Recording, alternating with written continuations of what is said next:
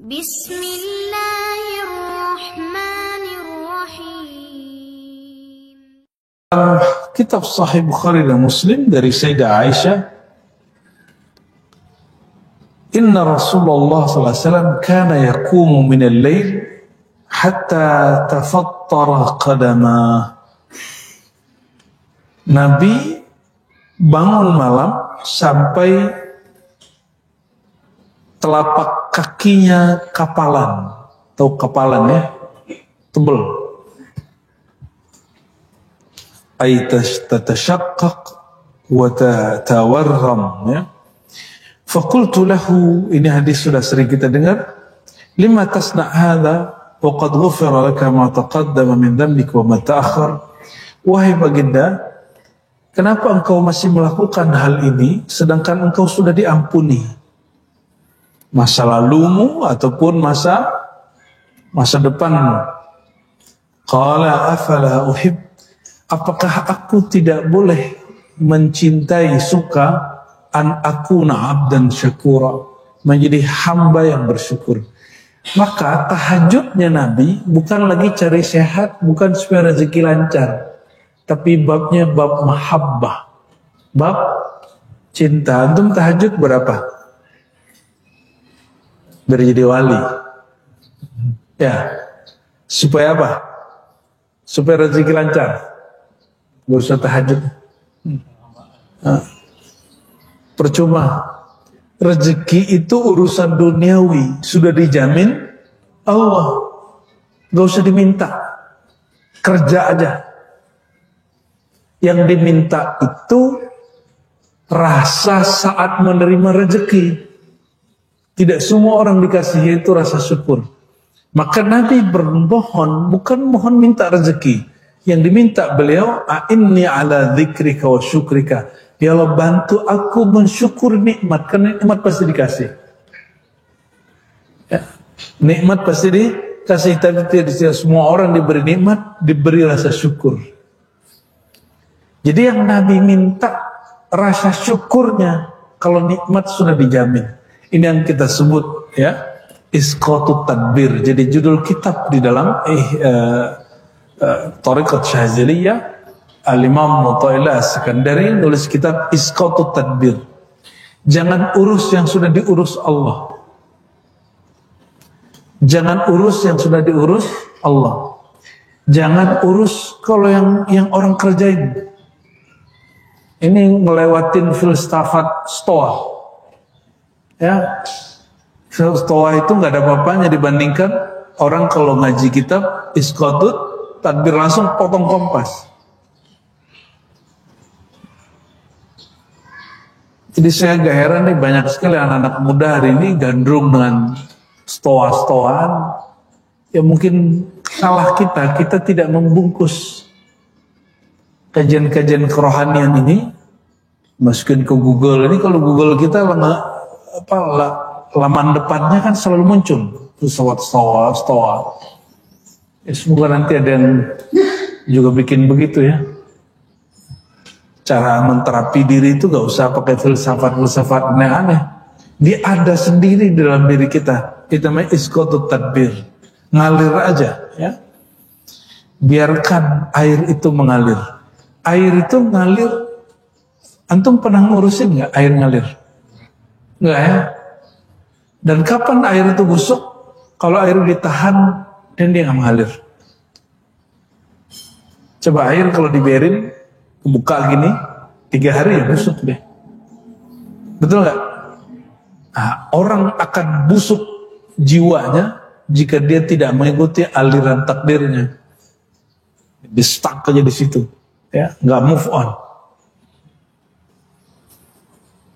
Nah, coba perhatikan ini, Sayyidina Muhammad SAW, beliau tetap sholat sampai kapalan kaki, bukan karena ingin beli sorga, masuk sorga, berrezeki lancar, bukan itu lagi, tapi bab cinta. Afala an uhibba, ya, apakah aku tidak boleh masuk ke bab cinta, kira-kira begitu. Kalau orang cinta hitung-hitungan nggak? Hitung-hitungan nggak bab cinta? Kan gak perlu hitung-hitungan. Menjadi hamba yang syakura, yang banyak bersyukur. Ya.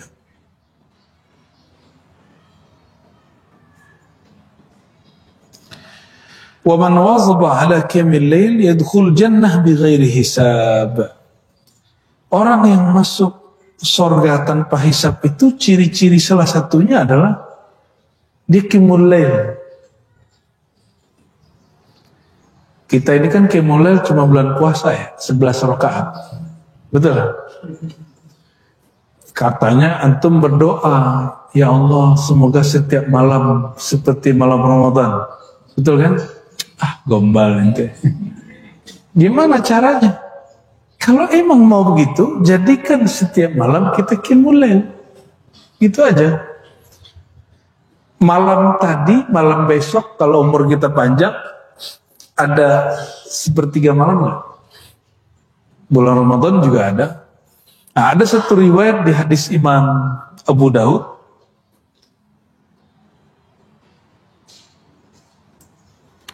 Laula an asyqa ala ummati la amartuhum bisiwaki wa ta'khiril isya. Ya. Aku diperintah kalau tidak memberatkan umatku, aku akan suruh umatku untuk bersiwak, gosok gigi dan mengakhirkan salat isya. Ada loh hadisnya. Kita pernah bikin kita selalu kalau musim iktikaf suluk, sholat isya'nya 9 dan 10. Ada yang baru pulang dari Timur Tengah, mampir, apa katanya? Bid'ah apa lagi nak rozininya? Aneh bid'ah atau ente yang jahil ya? Kadang-kadang orang ini tidak ngerti, tapi disebut yang tidak sepaham dengan dia bid'ah. Kita repot, kalau orang begitu tuh gak usah diajak debat ya. Udah biarin aja. Yuhsyurun nas, kata Sayyidina Nabi SAW, fi sa'idin wahid yawmal qiyamah. Nanti manusia akan dikumpulkan di satu tempat pada hari kiamat. Fayunadi munadin fayaqul. Lalu ada yang berseru, memanggil. Aina alladhina kanu tatajafa junubuhum anil madaji'. Mana orang yang ketika yang lain tidur, dia nggak tidur. Dipanggil ntar tuh. Fayakumuna wa hum qalilun. Fayadkhuluna jannah bighairi hisab. Ini mau dihisab nih. Ini syafaat untuk ahli tahajud. Mau dihisab, kata Nabi, maka dipanggillah orang-orang yang bertahajud, lalu mereka berdiri. Mereka bangun dan mereka kemudian tidak dihitung amalannya, tidak dihisap dosa-dosanya, langsung masukin surga. Semua yu'mar bisa irinas ilal hisab, tapi semua orang dihisap. Ya. Gimana? Pengen tidak dihisap nggak? Jadi jangan kemudian apa? Kita nih pengen masuk surga tanpa hisap nih. Ya udah tahajud tiap malam. Gampang tuh. Siap? Ya udah 1 rakaat deh setiap malam. Minimal sebelum tidur. Minimal sebelum tidur. Tapi ada yang lebih dahsyat. Dalam hadis Abu Daud itu dikatakan salah satu metode Nabi tahajud. Nabi itu kalau tahajud, Nabi keluar sebentar dari rumah, beliau pandang langit. Lalu baca Rabbana ma khalaqta hadza batila subhanaka faqina adzabannar. Nabi melihat ke langit, beliau bertafakur di situ, baru kemudian masuk, itu dibacanya. Lalu ketika mulai sholat, sebelum sholat baca subhanallah 10 kali, alhamdulillah 10 kali, la ilaha illallah 10 kali. Kayak gitu ya, 10 zikir-zikir yang kita tahu. Itu namanya conditioning. Conditioning. Sholatnya gak usah banyak lah untuk itu. Yang penting conditioningnya bagus. 2 rakaat plus 1, jangan 3 langsung. Ini minimal ya. Mau masuk surga tanpa hisab? Coba deh kerjain itu. Kenapa? Orang yang sholat tahajud itu dia ibadah, dia nggak lagi cari perhatian orang. Betul-betul hanya cari perhatian Allah Subhanahu wa Ta'ala. Bukan karena supaya utangnya terbayar, enggak. Kalau antum duha kan supaya utang terbayar. Biar cicilan lancar, gaji naik terus. Jadi sholatnya bukan karena Allah. Ngomongnya lillahi ta'ala. Pahalil fulus ta'ala. Nah, supaya keluar dari utang ya Allah Ta'ala ya. Kita ini nggak betul-betul jadi hamba Allah yang utuh. Kita ini datang ke Allah selalu bersyarat ada maunya yang disembunyiin ya. Coba nanti siang sholat zuhur betul-betul karena Allah, bisa nggak? Ini dari subuh tidak sholat kan? Nggak sholat, rindu kan ya? Pas zuhur itu ada rasa rindu. Para perindu itulah karena dia nggak puas dengan 5 waktu, dia tambahkan di waktu suci.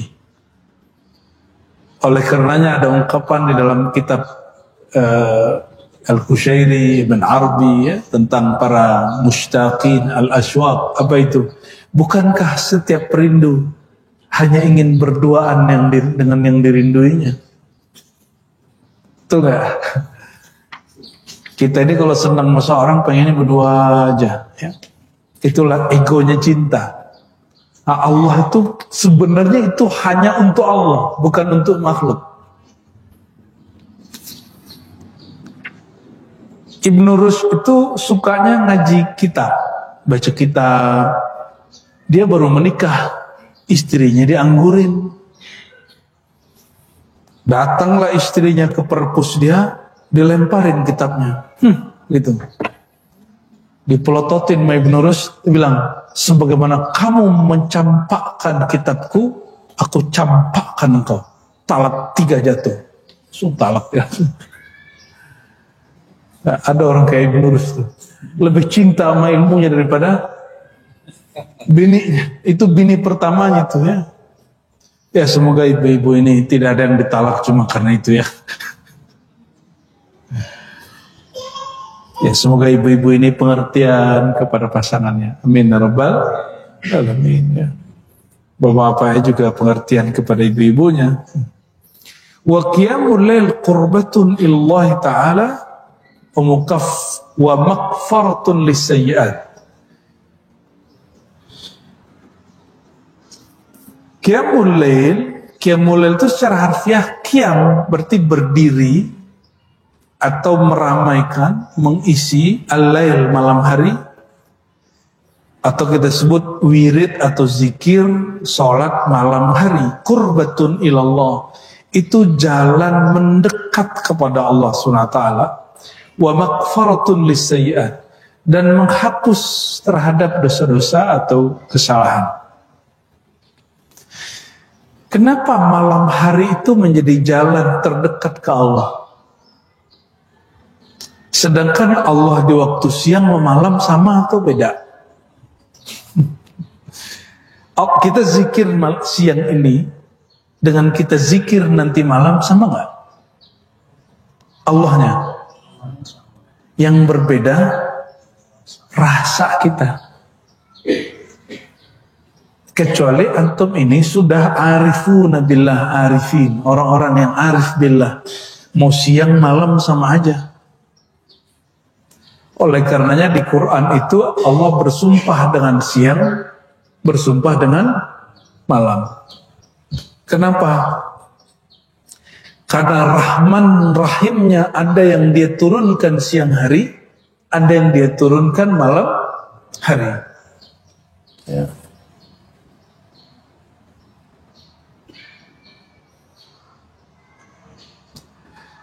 Diriwayatkan oleh Imam At-Tirmizi. Imam At-Tirmizi ini murid Imam Bukhari, tapi Imam Bukhari berguru kepadanya. Guru punya murid. Imam Bukhari punya murid namanya Imam Tirmizi. tapi gurunya ini juga ngaji kepada dia. Canggih itu Imam Tirmizi. Dia nulis kitab Al-Jami' As-Sahih At-Tirmizi, cuma tidak dikenal dengan Sahih Tirmizi, dikenalnya dengan Sunan At-Tirmizi karena ada beberapa hadis-hadis yang lemah masuk ke dalamnya. Tapi kata Imam Tirmizi, semua yang dalam kitabku ini boleh diamalkan kecuali dua, termasuk hadis ini boleh diamalkan. Termasuk hadis-hadis yang lain, ya, hadis yasinan, hadis zikir pagi, sore, dan lain sebagainya. Di sini dikatakan, alaikum biqiyamil lail. Nabi SAW bersabda, hendaklah kalian menghidupkan qiyamul lail. Fa'innahu da'bus salihina qablakum. Karena itu adalah tradisi utama orang-orang soleh sebelum umat Nabi Muhammad SAW. Wa qurbatun ila rabbikum wa maghfaratun lisayyi'at. Itu adalah jalan pintas terdekat kepada Allah. Ya. Wa maghfaratun lisayyi'at, dan dia menghapus kesalahan-kesalahan, wa manhatun anil itsm, dan bisa mendapat mencegah dari dosa. Kok bisa mencegah dari dosa? Orang berdosa itu karena dia merasa perhatian Allah, pengawasan Allah tidak rapat kepadanya. Antum ini kalau maksiat karena merasa aman dari pandangan Allah. Jika orang tahajud, dia sadar berbuat taat di saat tidak dilihat siapapun, berarti dia merasa dilihat oleh Allah. Maka dibalik, dia akan tidak berani maksiat karena dia merasa dilihat oleh Allah. Dan aneh kasih tahu ya, orang yang selalu qiyamul lail tidak akan pernah mimpi basah lagi, kecuali dengan yang halal. Kenapa? Karena mimpi basah itu salah satu maksiat yang tersembunyi dalam diri, otak jorok kita, imajinasi jahat di sini, itu nggak akan bekerja kalau orang sudah tahajud tiap malam atau witir minimal 1 rakaat setiap malam. Cobain rasain, ya. Dan aqulu lakum marhaban bi baitil walayah. Ya, kalau yang sudah sampai kepada indikasi ini, kita sampaikan selamat datang, Anda baru saja masuk kepada rumah kewalian. Ya, salah satu ciri pencirian para aulia, dia tidak pernah lagi mimpi basah kecuali dengan yang halal. Ini masih mimpi basah kan? Malah ada wirid kiai di pesantren itu supaya mimpi basah. Jangan-jangan kiai punya wirid ini.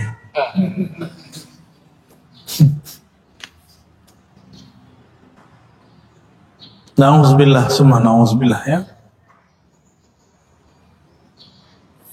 Wa qiyamul lail sihatun lil jasad. Nah, perhatikan. Ada tujuan mendekatkan diri kepada Allah, ada manfaat. Manfaat qiyamul lail bukan tujuan. Manfaat bukan, kalau orang sholawat manfaatnya rezekinya lancar, tapi itu bukan tujuan. Hari ini dibalik, orang sholawat bukan karena cinta Nabi Muhammad SAW, tapi karena ingin rezekinya lancar, ingin bisa beli mobil, beli Alphard. Betul lagi ya? Kalau orang-orang pesantren supaya tanahnya luas, bangunannya banyak, santrinya rame, coba kawan-kawan beliau pasti begitu. Bukan karena dicinta Nabi Muhammad SAW. Padahal tujuan salawat cinta Nabi. Manfaatnya ini ada apa nggak ada nggak ngaruh. Tujuannya nyampe. Nah, inilah perbedaan antara thariqah orang-orang yang muhibbin cinta baginda dengan orang-orang yang masih menyisakan keinginan duniawinya dalam amal akhirat. Ya, nauzubillah ya. Hari ini masih banyak orang zohirnya beramal akhirat, batin dia menyisakan dunia. Ya, nyempil, nyisip keinginan duniawinya. Allah tahu nggak? Tahu, pasti dikasih dunianya. Dikasih dunia orang itu. Tapi dia tidak dapat faedahnya di akhirat. Nah, salah satu manfaat qiyamul lail, bukan tujuan qiyamul lail, sihatun lil jasad, menyehatkan jasad. Kenapa saya sampaikan ini manfaat? Karena tidak semua ini berlaku. Banyak orang yang sudah juga qiyamul lail, karena pola makan hidupnya tidak benar, ya gula-gula juga, jantung juga, mati juga Pak. Diriwayatkan oleh Imam Tabrani dari Salman Al-Farisi radhiyallahu taala anhu, annahu qala alaikum biqiyamil lail fa innahu da'bus salihin qablakum wa maqrabatun ila rabbikum wa maghfiratun lisayyiatikum wa mahatun lil ithmi wa mataradatun lid-da'i anil jasad. Sama dengan hadis sebelumnya Tirmizi, tapi ada tambahan disebut ini ziyadatus thiqat, tambahan dari orang-orang yang thiqah. Wa mataradatun lid-da'i anil jasad, dapat menolak penyakit dari jasad. Nah, sekarang pernah nggak lihat orang tahajud masih sakit-sakit? Ya, itu bukan masalah tahajudnya, tapi pola makannya nggak benar. Mau sehat? Di kitab Ar-Rahmah Fit-Tib yang mansub ke Imam Suyuti tapi bukan karya dia, itu ada kalimat di situ, jika engkau ingin sehat, janganlah makan setelah Isya, malam hari. Seandainya engkau makan, berjalanlah 100 meter, atau menunggang kudalah 100 meter, atau sholatlah, atau lakukanlah hubungan badan. Ada anjurannya di situ. Kenapa? Supaya energinya tidak numpuk. Dan salah satu yang dianjurkan adalah qiyamul lail. Jadi nggak numpuk di badan. Ada kitabnya Ar-Rahmah Fit-Tib. Ya. Nisbatnya tidak sahih ke Suyuti, tapi kalam ini benar. Mohon maaf teman-teman kita, para mu'alim, para kiai, ya, Kiai Abdurrahman, coba lihat. Habis maulid makan nasi kebuli, pulang ya bentar doang udah gula, udah jantung, bener gak? Ya, ini perutnya udah maju nih kayaknya, hati-hati ya, liver itu ya. Ya laki-laki ini kalau perutnya agak besar tanda sukses katanya Bu ya, padahal itu cara kami menghibur diri itu. Ya.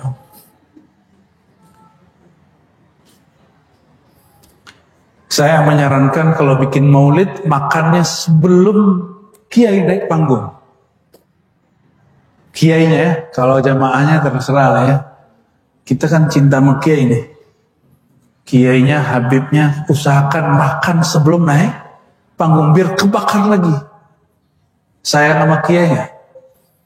Jangan paksa dia makan. Pak Kiai, mari berkah nih, kita udah masak nih, masih maksa kiai untuk sakit deh. Ya. Kita beberapa kali mohon maaf dipaksa makan oleh jamaah, tapi saya nggak mau. Terserah dia tersinggung bagaimana. Ya. Kita masuk 2 hari 2 malam nih, itu udah bohong nih kan? Mana ada orang masak 2 hari 2 malam? Itu aja sudah ilfil tuh dengar begitu tuh ya. Wa man wazaba ala qiyamil lail dakhala ghurafal jannati bisalam. Rahasia qiyamul lail yang lain adalah masuk kamar-kamar surga bisalam, dengan damai, tentram, tidak diperiksa lama-lama. Antum kira kalau masuk surga itu di depan pintu surga langsung masuk? Enggak. Itu ada yang jaga. Pintu surga itu ada sekitar 8 luasnya, satu pintu luasnya seluas ujung jazirah Arab Barat ke ujung timur. Luasnya tuh ya kira-kira dari Banten sampai ke Banyuwangi lah. Luasnya itu satu pintu. Satu pintu. Kira-kira sebegitu luas atau tidak luas? Itu luas ya? Itu luas sekali. Tapi yang jaga banyak malaikat. pimpinannya bernama Ridwan. Di tangannya ada sijil daftar ahli surga.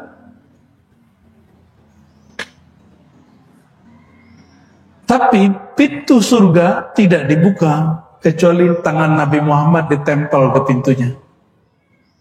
Maka beliau mengatakan, biyadi, di tanganku ini ada, kalau kita mau buka pintu di kantor pakai finger, ada fingerprint di tangan Nabi, itu yang mana aja dimasukin kebuka. Jadi yang bikin kita masuk surga, antum carilah perhatian Rasulullah SAW.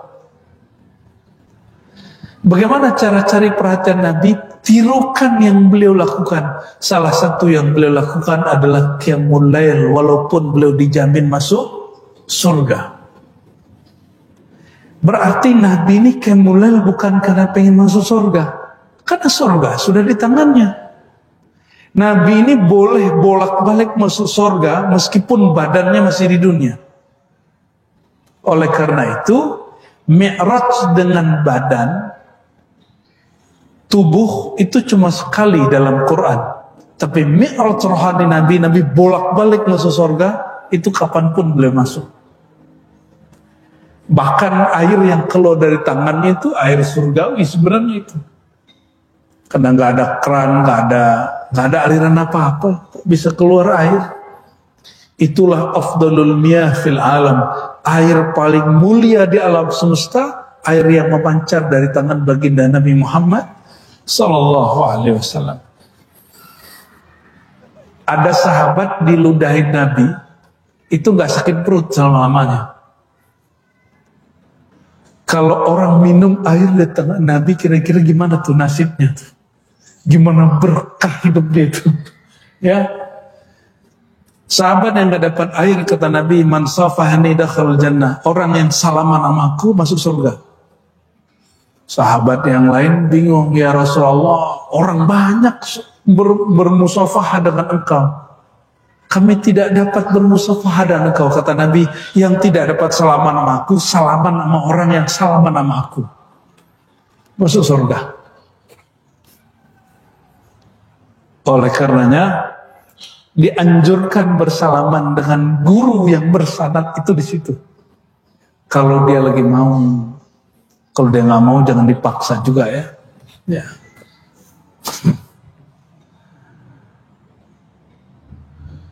Diriwayatkan oleh Imam Tirmizi dari Abdullah bin Salam. Abdullah bin Salam ini sesuai dengan namanya, yang meriwayatkan tentang masuk surga dengan salam.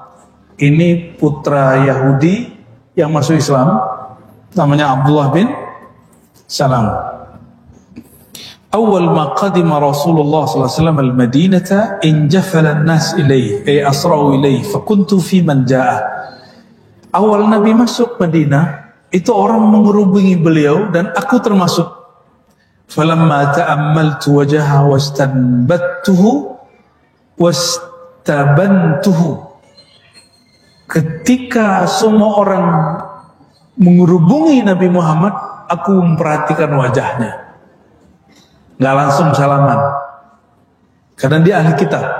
Di Alkitab ditulis ciri-ciri muka pembohong. Ternyata ada gores-gores pembohong, gores-gores orang jujur, muka-muka gombal tuh kelihatan tuh ya. Muka-muka gak jelas tuh ya. Itu muka ini bisa, dia punya memori, dia bisa memancarkan. Dan hanya dipahami oleh orang yang mengerti ilmunya. Betul Bu ya? Ya, saya juga tahu nih ibu mana yang pembohong, nggak pembohong nih. Pakai ilmu itu ya. Mana yang suka memanipulasi keadaan, ya berlebihan, itu kelihatannya. Tapi itu bukan ilmu gaib, itu sangat ilmiah. Itu sangat ilmiah. Ditulis oleh Imam Fakhruddin Ar-Razi, judul kitabnya Al-Firasah. Sudah diterjemah. Cuma kalau baca terjemahan sama ngaji beda. Kalau ngaji itu antum langsung bisa baca. Termasuk baca ini.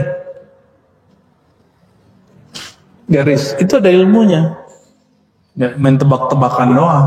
Termasuk baca tanda tangan. Itu ada ilmunya Pak. Dan itu bukan ilmu gaib. Itu sangat empiris sekali.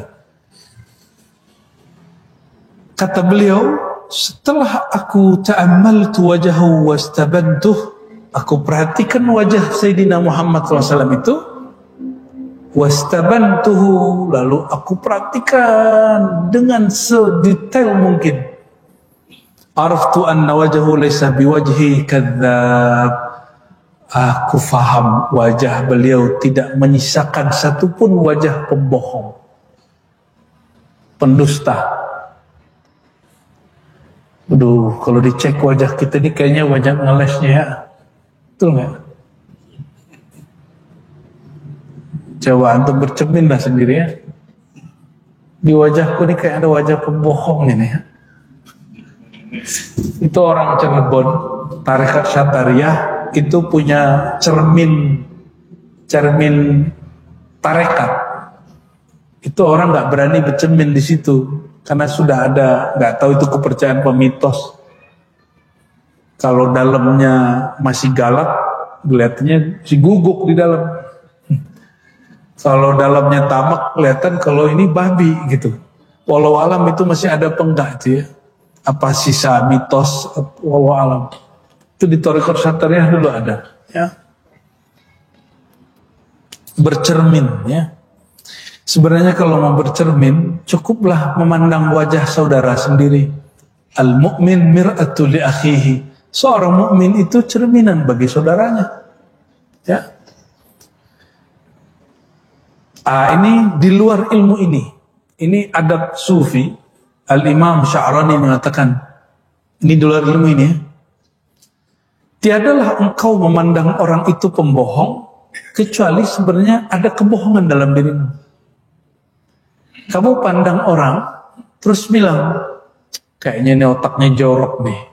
Karena emang otakmu jorok gitu. Kita ngeliat ada laki-laki dengan perempuan berdua. Terus dia bilang, oh pezina itu. Karena ente kalau berdua sama perempuan yang bukan ente kenal itu perempuan, pasti zina. Padahal kalau laki-laki, ini ibu-ibu harus paham ya. Saya dulu ngaji kepada guru saya, ulama Suriah. Laki-laki itu, jika dia jalan dengan seorang perempuan yang bukan istri yang kita kenal, tidak boleh langsung dituduh dia berselingkuh. Siapa tahu istrinya, tapi kita nggak tahu. Ini kata Syekh Taufik Al-Buti. Tapi kalau perempuan jalan dengan laki-laki yang bukan suaminya, kalian boleh tuduh dia langsung sebagai orang yang berselingkuh. Kenapa? Perempuan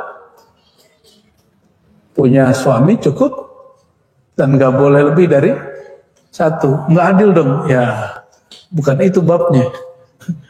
Laki-laki ini ruang kolbunya, filenya kebanyakan Bu ya. Minimal 4 yang kosong. Dan itu sudah fitrah. Fitrah itu. Gak bisa dia apa-apain. Gak bisa dia apa-apain. Ya. Kiai ini nahan-nahan ini. Ya. Ya. Tuh kan bener katanya.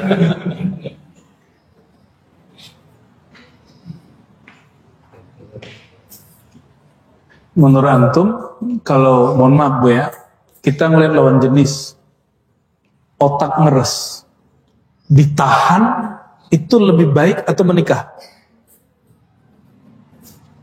Mana yang lebih afdal?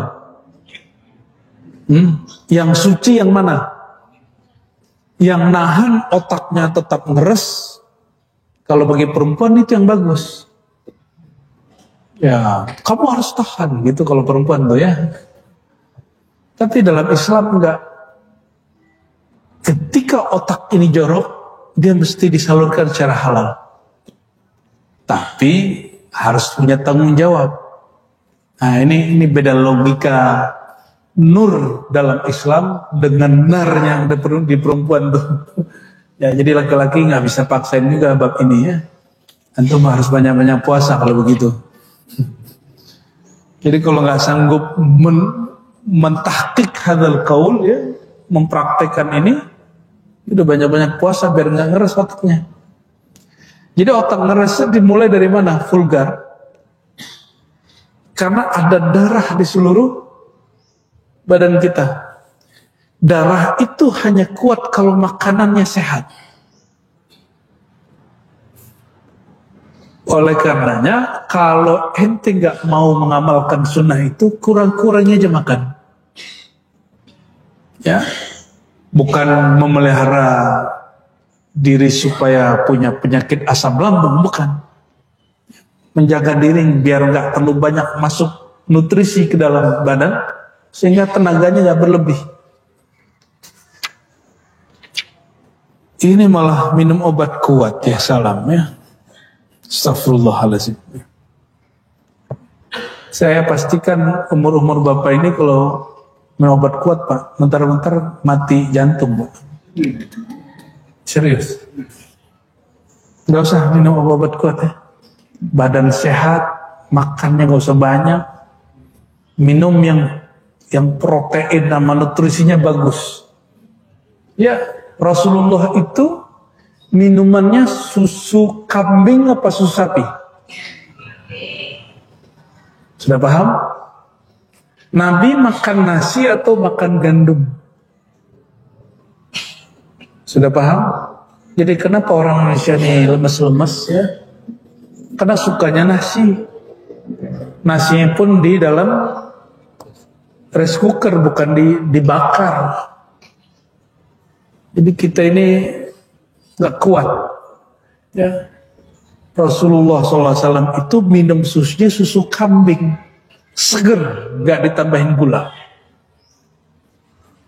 Nih bapak-bapak nih kalau mau ngamalkan sunnah ya minum susu aja pak. Nggak langsung minum 1 drum sehari, bukan. Dikit-dikit. Pagi, siang, malam, gitu aja terus. Nggak usah pakai obat-obat kuat. Tahajud setiap malam. Orang yang ngantuk kita berdiri. Insya Allah orang begitu diberikan kekuatan yang sebenar-benarnya kuat. Ya? Karena kekuatan dia bersumber dari nurnya, bukan dari syahwatnya. Kalau orang dari syahwatnya mesti kadang harus nonton bokep dulu, nonton porno dulu, baru syahwatnya muncul. Padahal kita berdoa, kalau urusan begitu doanya apa? Yang kemarin kita ajarin waktu di Palembang tuh ya. Bismillahirrahmanirrahim. Syaitan, ya Allah jauhkan syaitan dari kami. Ini kok ada orang pengajian ingin menggauli istrinya terus nonton perilaku binatang dulu. Itu aneh itu. Nonton orang yang tidak melakukan hubungan itu secara sah. Nauzubillah summa nauzubillah ya. Baik, kembali ke sini.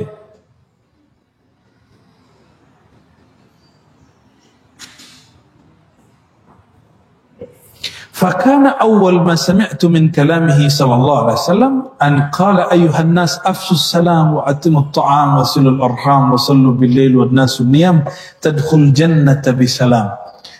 Yang pertama aku dengar dari Nabi, kata Nabi apa? Afshus salam, tebarlah salam, bukan tebar ancaman. Hari ini orang kalau dakwah yang ditebar duluan apa? Ancaman, betul? Ya. Antum kalau ngaji hari ini, itu pulang-pulang sukanya ngancem, biasanya. Semoga pengajian kita enggak. Ya, kalau nggak paham, nggak sepaham, ancam, kasih ancaman orang. Tapi yang diajarkan baginda, afsus salam, tebarlah kedamaian, jangan tebar ancaman. Jadi prinsip dakwah Islam bukan prinsip mengancam orang. Prinsip dasarnya adalah prinsip menebar salam. Dan ini perintahnya bukan hanya kepada sesama muslim, itu ke semua orang. Afsus salam, tebarlah kedamaian. Wa at'imut ta'am, hendaklah engkau memberi makan. Wah ini kayaknya amalannya pesantrennya Kiai ini ya. Kita tiap kesini dibuatin kebuli terus sama kambing, waduh, masya Allah. Semoga masuk surga bisalam ini Kiai ya. Wasilul arham, sambunglah jalinan kasih sayang yang terputus. Maksudnya dia putus kita, kita jangan putus balik, kita sambung. Ya, ini berat, ini agak berat. Dan jalinan kasih sayang yang paling berat adalah jalinan pernikahan. Oleh karenanya perceraian itu dibenci oleh Allah Subhanahu wa taala. Wa sallu bil-lail wan nasu niyam.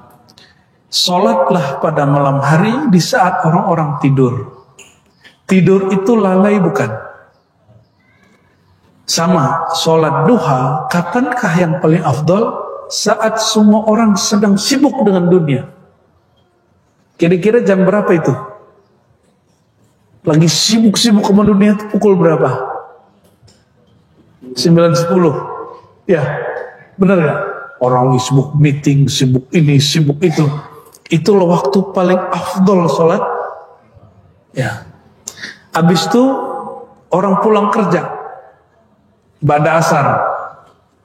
Jadi kalau kata teman saya, ada akhirul lail, ada akhirul nahar. Wah, nyeleneh juga nih teman ini. Jadi dia jarang zikir akhir malam. Dia zikirnya akhir siang. Jadi di saat semua orang sibuk di jalan, sibuk pulang, dia sibuk duduk bersama Allah Subhanahu wa taala. Maka disebutkan dalam hadis Imam Muslim, siapa yang menjaga sholat asar, ya, Allah jaga keluarganya, hartanya, ya, jiwanya. Jika engkau melakukan itu, tadi apa? Menebar kedamaian, at'imut ta'am, memberi makan, menyambung silaturahim, sholat malam, tadkhul jannata bisalam, kamu masuk surga dengan penuh keselamatan. Di saat itu Nabi Muhammad masuk ke Madinah, sholat 5 waktu belum wajib. Ya, waktu Abdullah bin Salam mendengar ini belum wajib sholat 5 waktu.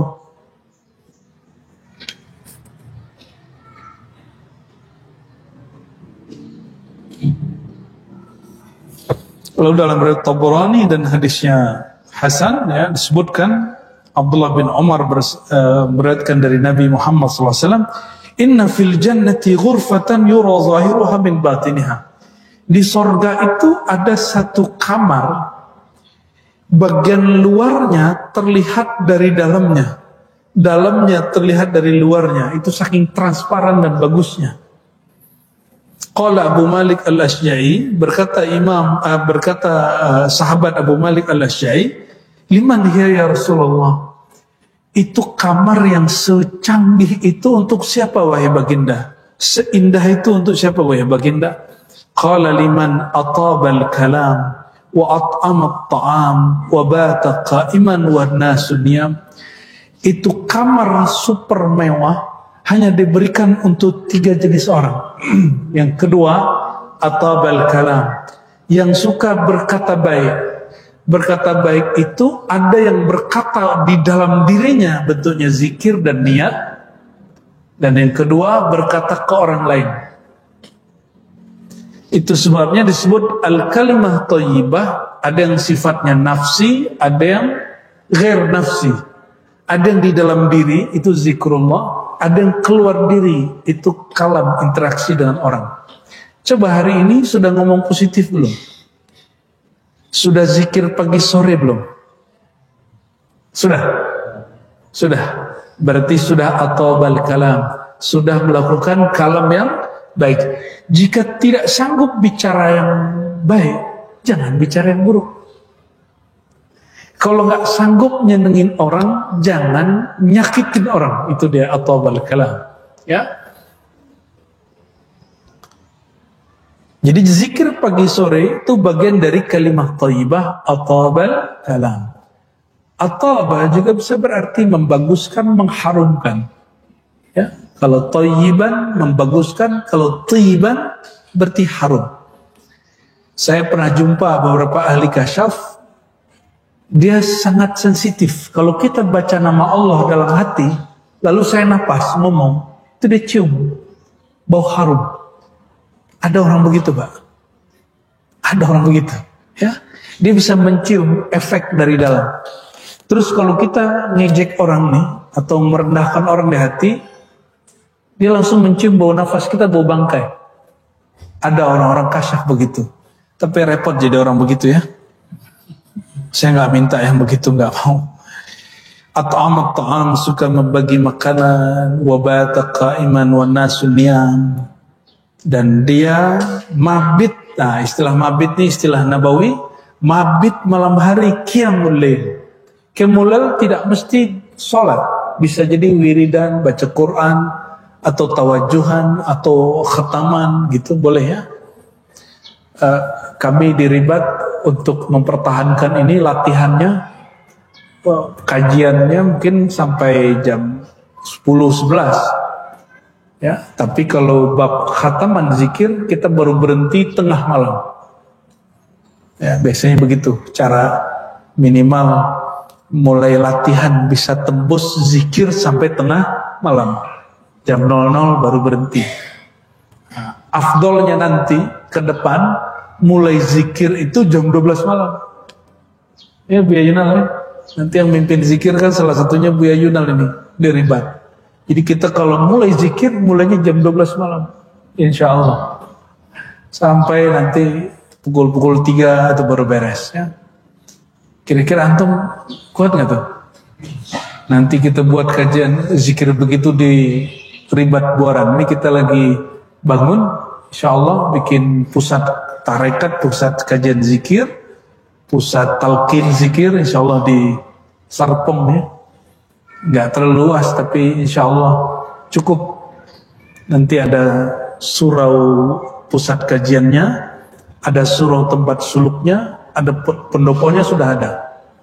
Nah, ini sedang kita coba ini. Mohon doanya semoga Allah mudahkan ya. Amin ya rabbal alamin. Katanya kiamat bentar lagi, biarin ya. Mau kiamat besok kita bangun juga malam ini ya. Ini kadang-kadang orang ngaji akhir zaman salah paham. Kalau emang kiamat dekat ngapain kita beginian lagi? Nah ini, orang ngaji akhir zaman justru dia pesimis hidup, nggak optimis. Kalau saya ngaji akhir zaman justru bikin saya optimis. Ya, harapan kita tambah banyak. Siapa tahu kita nggak sempat, antum ini nggak sempat berjuang dengan imam akhir zaman, minimal punya karya hidup, meninggalnya dalam saat berkarya. Ya, jadi bikin karya yang banyak-banyak. Kalau yang nggak bisa nulis buku, ya ngapain kayak bantu ini kayak bantu itu, kan bagian dari karya. Ya, diriwayatkan oleh Ibnu Hibban wa ghairuhu dari Abu Hurairah. Annahu qala qultu ya Rasulullah inni idza ra'aituka tabat nafsi wa qarrat aini.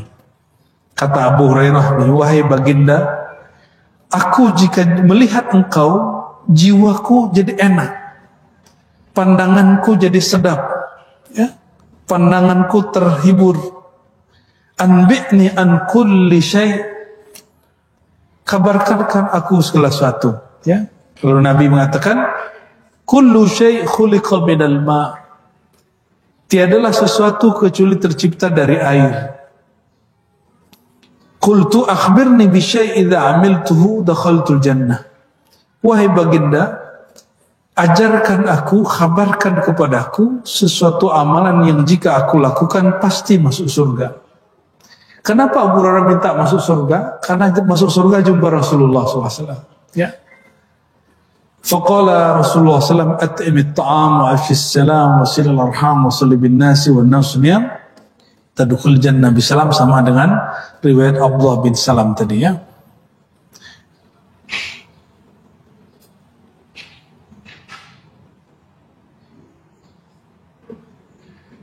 Lalu hadis terakhir yang kita baca pada duha ini, riwayat Tabarani, bahwa qiyamul lail adalah inti kemuliaan seorang mukmin di dunia dan akhirat. Dari Sahal bin Sa'ad, beliau mengatakan Jibril datang kepada Nabi Muhammad SAW.